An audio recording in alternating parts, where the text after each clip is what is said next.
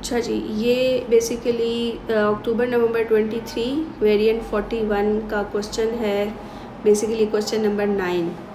और इसमें उसका डी पार्ट है, पीछे से उसका ताल्लुक़ नहीं है बाकी इनिशियल पार्ट से। तो ये कह रहे हैं कि एक न्यूक्लियस जी है that undergoes nuclear fission to form strontium 93 and xenon 139 according to equation. ये देखें, अकॉर्डिंग टू दिस इक्वेशन, ये इक्वेशन उसने बताई भी है। और वो कह रहा है कि ज़ेनॉन जो है बन रहा है और स्ट्रोंशियम बन रहा है किसमें, जी जब उसके ऊपर आप हिट करवाते हैं एक न्यूट्रॉन। और टेबल उसने दिखा दिया है जी स्ट्रोंशियम का और ज़ेनॉन का, और बाइंडिंग एनर्जी जाउल्स में दी हुई है। 1 mole of G releases this amount of energy. वो कह रहा है कि जब 1 मोल जी का रिएक्शन में जाएगा तो कितनी एनर्जी रिलीज़ होगी, इतने जाउल्स ऑफ एनर्जी रिलीज़ होगी। इसका मतलब है कि यहाँ पे एनर्जी रिलीज़ हो रही है, मतलब वो जो एनर्जी रिलीज़ होगी अगर आपने न्यूक्लियर इक्वेशन में लिखी तो वो इस साइड पे, राइट हैंड साइड पे लिखी जाएगी with along with the products. इसकी क्या वजह है कि आप प्लस क्यू इधर क्यों ऐड कर रहे हैं, इसकी क्या रीज़न है इसकी, जबकि उन्होंने कहा है कि एनर्जी रिलीज़ हो रही है, तो हमें उसको राइट साइड पे क्यों ऐड करना है। इसकी जी वजह हम लोगों ने देखी थी कि यहाँ पे आपका जो बाइंडिंग एनर्जी और बाइंडिंग एनर्जी और न्यूक्लियॉन नंबर का जो ग्राफ है, यहाँ पे अगर एक्स एक्सिस पे न्यूक्लियॉन नंबर है और वाई एक्सिस पे आपकी बाइंडिंग एनर्जी पर न्यूक्लियॉन है। और आपको पता है कि यहाँ पे आपका क्या होता है जी, आयरन होता है जिसका न्यूक्लियॉन नंबर 56 है, और आप यहाँ पे उसका डबल यानी 56 × 2, देन ये वैल्यू आ जाएगी 56 × 3 एंड दिस वैल्यू 56 × 4। ये नंबर्स आपने यहाँ पे लिख लेने ताकि ग्राफ जो है वो डिस्ट्रीब्यूट हो जाए न्यूक्लियॉन नंबर में। अब देखें, ऐसा है कि जब भी फिशन होती है तो एक हैवियर न्यूक्लियस जो है वो स्मॉलर न्यूक्लियाई में कन्वर्ट हो जाता है। इसका मतलब है कि जी जो है, वैसे आप जी का ज़रा न्यूक्लियॉन नंबर निकालें ना, ये देखें न्यूक्लियॉन नंबर बैलेंस करता है ना, तो 93 + 139 और +2, ठीक है। ये वैल्यू ज़रा निकालिएगा क्या बनती है, ये आई थिंक 234 बनती है। और यहाँ पे ये देखें ये 1 है और यहाँ पे x है, तो 1 + x = 234। इन सब का मिला के this plus this nucleon number और ये 2, इसका 2 ऐड होगा, ठीक है जी। तो ये 234 टोटल आ गया इस साइड पे, और इस साइड पे 1 प्लस z का जो न्यूक्लियॉन नंबर है वो x है। इसका मतलब है z का न्यूक्लियॉन नंबर 233 बन रहा है। तो 233 भला किस साइड पर आएगा, ये अब आपको ज़रा ये बताएं मुझे, ये 56 × 2 कितना बनेगा, 112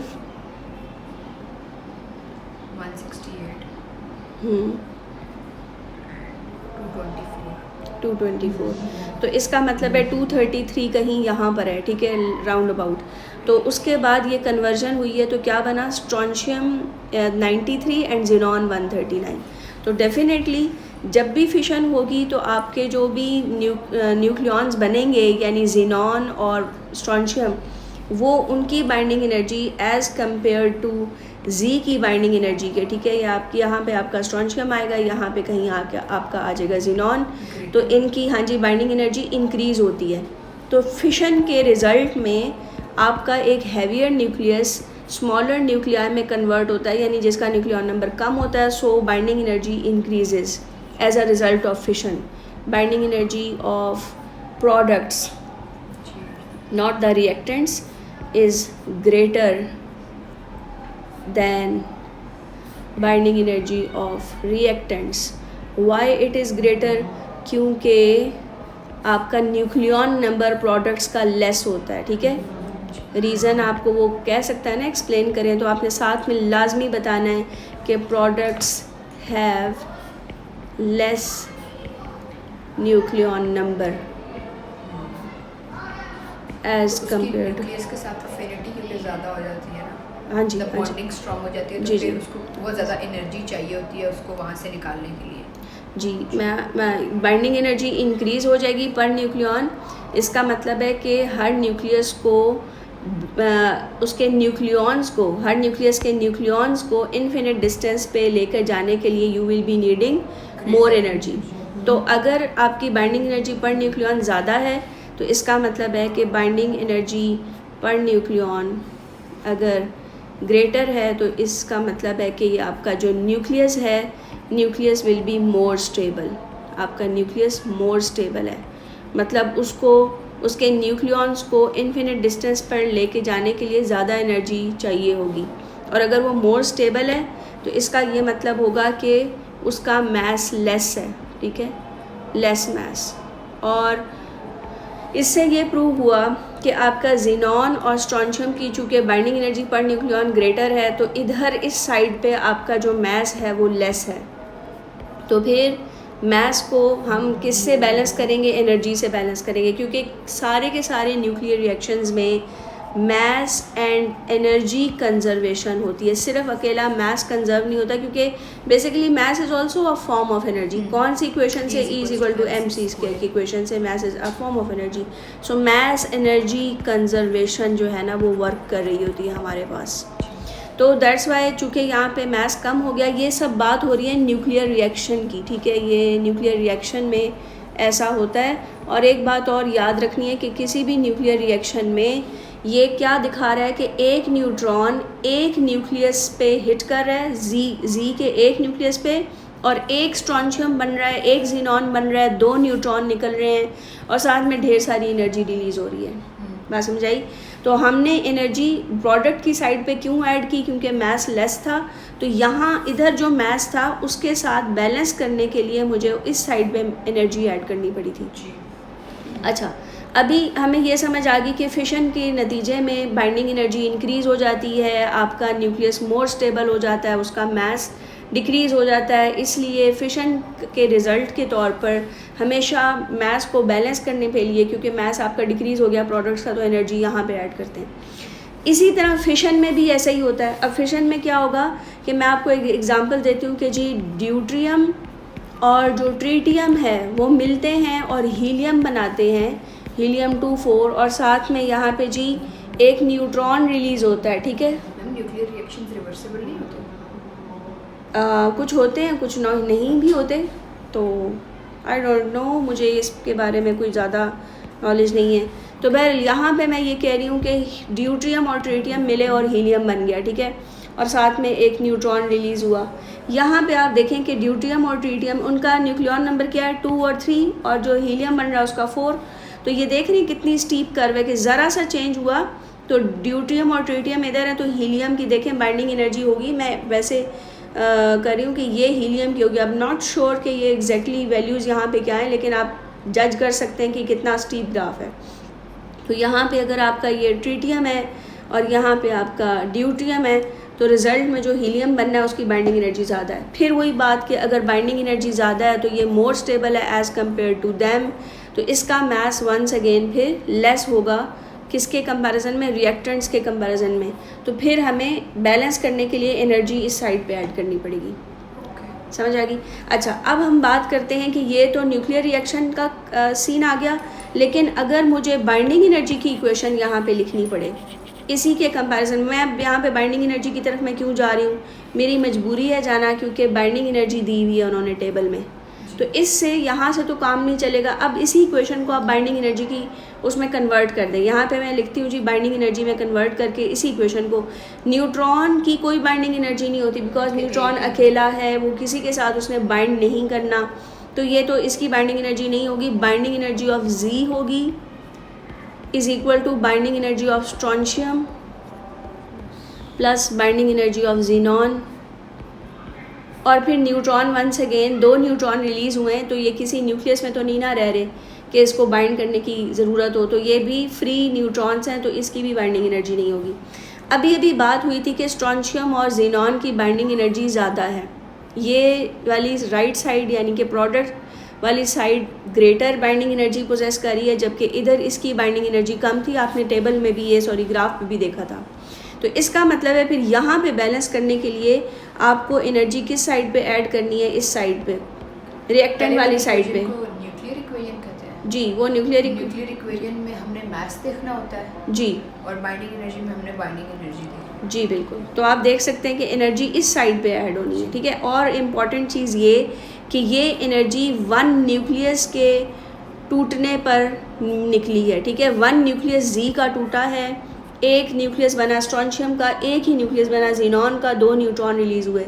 तो याद रखें कि ये जो Q है ये 1 न्यूक्लियस के लिए है, लेकिन इसने क्वेश्चन में दिया हुआ है 1 मोल ऑफ Z जो है वो इतनी एनर्जी बनाता है। तो आप पहले तो Q आपको निकालनी पड़ेगी, क्योंकि उसने मांगी आपसे क्या है, binding energy per nucleon in mega electron volt of Z मांगी है। तो हमसे अभी यहाँ पे देखें बाइंडिंग एनर्जी स्ट्रोंशियम की गिवन है, जाउल्स में गिवन है, ठीक है, लेकिन उसने हमसे मेगा इलेक्ट्रॉन वोल्ट में मांगी है। तो बल्कि पहले हम इसकी जाउल्स में निकाल लेंगे, ये वैल्यू सारी वैल्यूज़ जाउल में, हाँ जी, बाद में उसको कन्वर्ट कर लेंगे। तो ये देखें, इधर मैं स्ट्रोंशियम की बाइंडिंग एनर्जी डाल दूँगी और जीनॉन की लगाऊंगी और Q की वैल्यू लगाऊंगी, तो मेरे पास बाइंडिंग एनर्जी Z की आ जाएगी। बस उसके बाद मैंने उसको न्यूक्लियन नंबर से डिवाइड करना होगा और मेगा इलेक्ट्रॉन वोल्ट में कन्वर्ट करना होगा, तो आंसर आ जाएगा। Q कैसे कैलकुलेट करना है, बहुत ईजी। 1 मोल का मतलब होता है 6.022 इंटू 10⁻23 न्यूक्लियाई, ठीक है, न्यूक्लियाई। बार बार मैं आपको कहती हूँ एटम मॉलिक्यूल मत कहा करें, न्यूक्लियस कहा करें।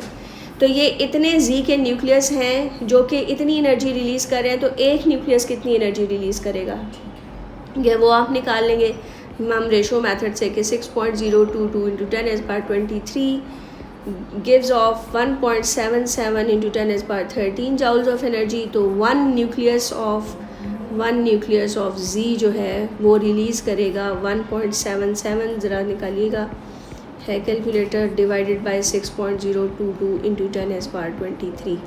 ये इससे हमारे पास जो भी वैल्यू आएगी दैट विल बी Q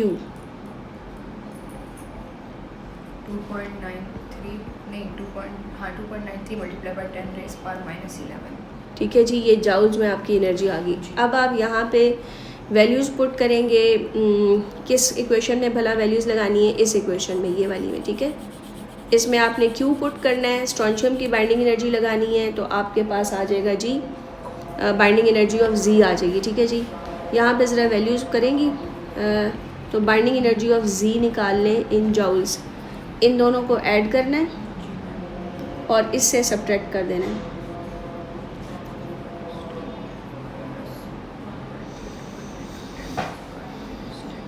इन दोनों का सम आया 3.05 इंटू 10⁻⁻10।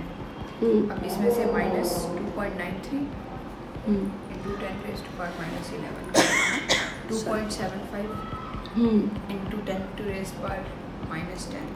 ठीक है जी। अब इसको आप मेगा इलेक्ट्रॉन वोल्ट में कैसे कन्वर्ट करेंगे, डिवाइड कर देंगे 1.6 इंटू 10⁻⁻13, तो ये आंसर जो आएगा वो MEV में हो जाएगा 1723.125। ये वैल्यू आ गई है।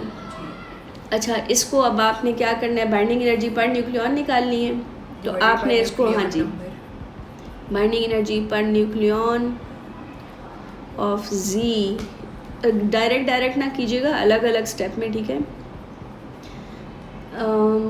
इसको ज़रा 233 से डिवाइड कर दें, क्योंकि 233 इसका न्यूक्लियन नंबर था, 7.39, ठीक है जी, और यही आंसर है।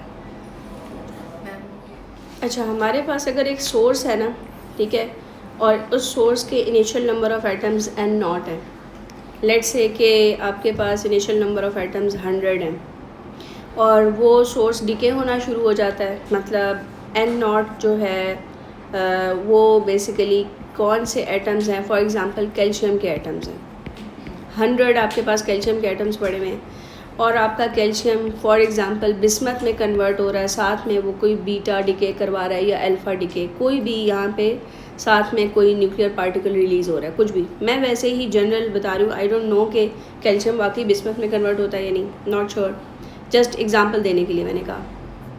अच्छा, अब इसका मतलब ये है कि अगर टाइम t = 5 सेकेंड्स के बाद आपके कैल्शियम के जो एटम्स रह गए हैं वो 80 हैं, तो रिमेनिंग एटम्स को हम n से डिनोट करेंगे, यानी रिमेनिंग एटम्स ऑफ कैल्शियम, ठीक है, आफ्टर 5 सेकेंड तो वो 80 होंगे, समझ आ रही है जी। 5 सेकेंड के बाद आपके कैल्शियम के एटम 80 रह गए। अच्छा, अब वो किस में कन्वर्ट हो गए, बिस्मथ में कन्वर्ट हो गए, तो वो जो डेल्टा एन होगा वो आपके basically atoms of calcium decade and converted into bismuth, ठीक है। और उसकी वैल्यू कितनी होगी जी, 20 होगी, ठीक है। तो डेल्टा एन इसको कहते हैं। तो डेल्टा एन जो है वो बेसिकली अगर आप इनिशियल नंबर में से number of atoms decay minus कर दें तो आपका डेल्टा एन आ जाता है। तो याद रखिएगा कि ये एटम वो होते हैं जो डिके हो चुके हुए हैं, ठीक है, यानी या यूँ कह लो कि कन्वर्ट हो चुके हुए हैं किसी दूसरे न्यूक्लियस में। और ये इनिशियल नंबर ऑफ़ एटम्स होते हैं जब टाइम t0 होता है, t0 टाइम पे एटम जो एग्जिस्ट कर रहे हैं। और ये आफ्टर टाइम t, ठीक है जी, रिमेनिंग एटम जो है, या आप इनको एक और नाम भी दे सकते हैं अनडिकेड, जो अभी डिके होना रहते हैं, अभी इन्होंने डिके होना है, ये होता है, ठीक है जी। तो हमारी जो इक्वेशन होती है n = n0 e⁻ lambda t, इसमें अगर मैं कहूँ कि टाइम t 5 सेकेंड था, ठीक है, और मैं आपसे ये कह दूँ, मैं आपसे कहूँ कि बिस्मथ और कैल्शियम के जो न्यूक्लियाएँ हैं उनकी रेशो अगर 3 है, आफ्टर टाइम t = 5 सेकेंड अगर इनकी रेशो 3 है, तो इसका क्या मतलब है, तो बिस्मथ क्या हुए, जो डिके हो चुके हुए हैं, ठीक है। तो यहाँ पे आ जाएगा जी डेल्टा एन। अच्छा जी, तो यहाँ पे आ जाएगा डेल्टा एन बाय ये कैल्शियम के n यहाँ पे लिखूँगी, n0 नहीं लिखूँगी, क्यों, क्योंकि मैंने टाइम t = 5 सेकेंड के बाद रेशो लिखी हुई है 3, यानी 5 सेकेंड के बाद इनकी रेशो 3 हुई है बिस्मथ और कैल्शियम की। तो इसका मतलब है कि फिर नीचे जो कैल्शियम के न्यूक्लियाई हैं वो इनिशियल नहीं है, t0 पे होते तो फिर इनिशियल होते ना, तो 5 सेकेंड के बाद तो ये आ गए। तो अब यहाँ पे ज़रा इसको देखें कि डेल्टा n बाय n जो है वो 3 है। इसको थोड़ा सा और खोल लें, डेल्टा n की जगह पे लिखेंगे n0 minus n divided by n = 3, यहाँ से n0 माइनस n ओवर, ये बल्कि n उधर चला जाएगा 3n हो जाएगा, और यहाँ से n0 = 4n हो जाएगा। और आप ऐसा करें कि n ओवर n0 इधर कर लें और यहाँ पे 1/4 कर दें। समझ आ रही है कि n0 को उधर कर दिया मैंने और 4 को इधर नीचे ले गई। ये मैंने क्यों किया, ताकि इस इक्वेशन में पुट किया जा सके। तो यहाँ पे n over n0 = e⁻ lambda t है, तो यहाँ पे आ जाएगा हमारा 1/4 e⁻ lambda t। Time t जो है वो 5 सेकेंड पुट करेंगे तो हमारा जो लैम्डा है यानी डिके कांस्टेंट वो सेकंड्स के अंदर आ जाएगा अगर टाइम 5 सेकेंड में है। अदरवाइज़ अगर आपका टाइम मिनट्स में हुआ तो लैम्डा भी मिनट्स में आएगा, ठीक है।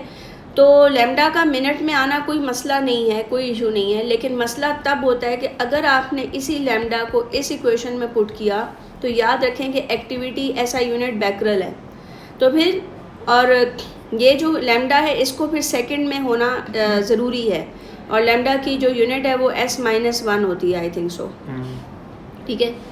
और अच्छा बात ये हो रही थी कि अगर आपका लैम्डा निकल आया तो आप यहाँ से हाफ़ लाइफ भी निकाल सकते हैं। इक्वेशन कौन सी होती है, natural log of 2 = lambda t half. तो ये हाफ़ लाइफ की वैल्यू निकल सकती है अगर आपको वेवलेंथ लैम्डा पता हो, ठीक है, डिके कांस्टेंट पता हो। तो ये जी क्वेश्चन देखें बिल्कुल ऐसा है, इसमें ज़रा चेक करें। ये सबसे पहले क्वेश्चन में कह रहा है कि isotope xenon 142 is unstable, the isotope xenon 132 is stable. क्या वजह है जी कि 132 वाला स्टेबल है और 142 वाला अनस्टेबल है? Suggest a reason for this, क्या कहेंगे आप लोग? यस, देखें वो बाइंडिंग एनर्जी की वो थी ना graph, binding energy per nucleon, ठीक है, वाई एक्सिस पे, एक्स एक्सिस पे क्या था जी, न्यूक्लियन नंबर, और वो आपका ग्राफ था ये ऐसे करके। तो आयरन मोस्ट स्टेबल है, यहाँ पे 56 आ गया, और इसी तरह यहाँ पे 56 का मल्टीपल करके आप इसको ऐसे कर देते हैं। और ऑब्वियस सी बात है कि ज़ेनॉन 142 जो है वो यहाँ पर कहीं होगा 142 वाला, क्योंकि इधर न्यूक्लियन नंबर है तो 132 वाला इधर होगा।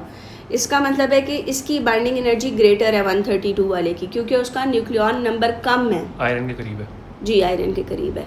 तो फिर अगर जिसका बाइंडिंग एनर्जी पर न्यूक्लियन ज़्यादा हो तो इसका मतलब है कि वो मोर स्टेबल है, और मोर स्टेबल का मतलब है कि उसका मास जो है वो कम होगा जी। अच्छा जी, अब यहाँ पे आपने कहा है कि xenon 142 decays into the isotope of caesium 142।